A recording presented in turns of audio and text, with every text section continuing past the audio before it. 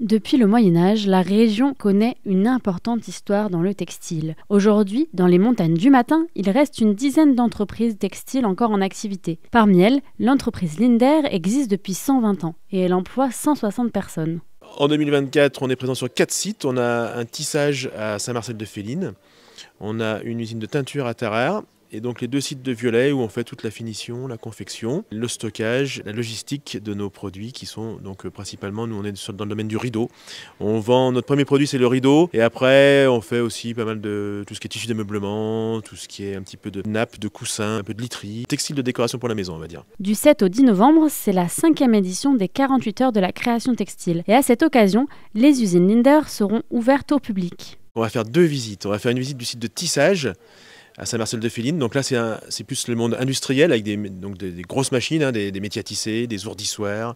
Peut-être que vous ne connaissez pas forcément, tout le monde ne connaît pas ces machines, notamment les ourdissoirs. Voilà, c'est des machines un peu particulières.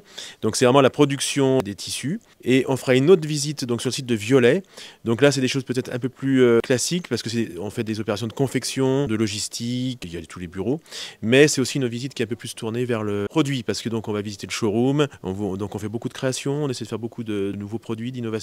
Et donc, on va faire voir aux gens, on va leur ouvrir notre showroom et tous les produits qu'on sait faire. Les visites d'entreprises textiles ne sont pas les seuls événements des 48 heures du textile. Le musée de la cravate et du textile à Panissière et le musée du tissage et de la soierie à Bussière organisent de nombreuses autres activités. Donc, on a plein de choses qui se passent pendant les 4 jours. On a un concours de création à Panissière dans la salle d'animation où 6 équipes de professionnels et de jeunes diplômés s'opposent et s'affrontent. Ils doivent créer une tenue chacune.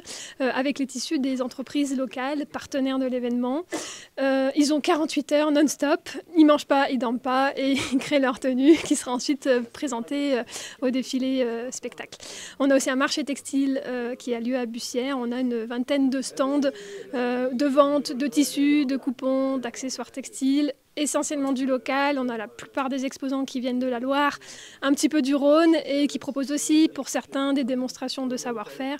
Et on a même un stand où on vend des tissus des entreprises locales partenaires qui est tenu par des bénévoles de l'événement. Et le moment le plus attendu du week-end par les fans de textile, c'est le défilé spectacle.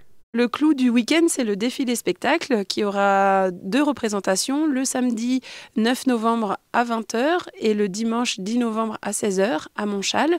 Ce spectacle est en 2 parties, donc on a vraiment une création exceptionnelle pour l'événement qui est faite par Mathilde Constant, qui est couturière, créatrice de robes de mariée, qui va créer 30 tenues, hommes, femmes et enfants, des costumes de scène, uniquement avec les tissus des entreprises locales. Et puis, on a un metteur en scène aussi qui va s'occuper de toute la partie chorégraphie, parce que c'est un spectacle qui associe aussi les arts du cirque avec des échassières, des danseurs sous bulle, des danseurs professionnels, voilà, et plein de modèles bénévoles qui vont porter ces tenues. Donc vraiment un très très beau spectacle de quasiment 1 heure, vraiment créé pour nous.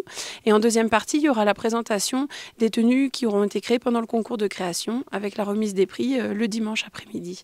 Voilà, donc 2 heures de spectacle, voilà, avec la billetterie qui est disponible auprès de l'Office de tourisme Forêt-Est. Pour réussir à organiser cet événement, les musées recrutent 120 bénévoles. Alors si ça vous intéresse, vous pouvez les contacter à info@musedutissage.com ou à musée@panissière.fr.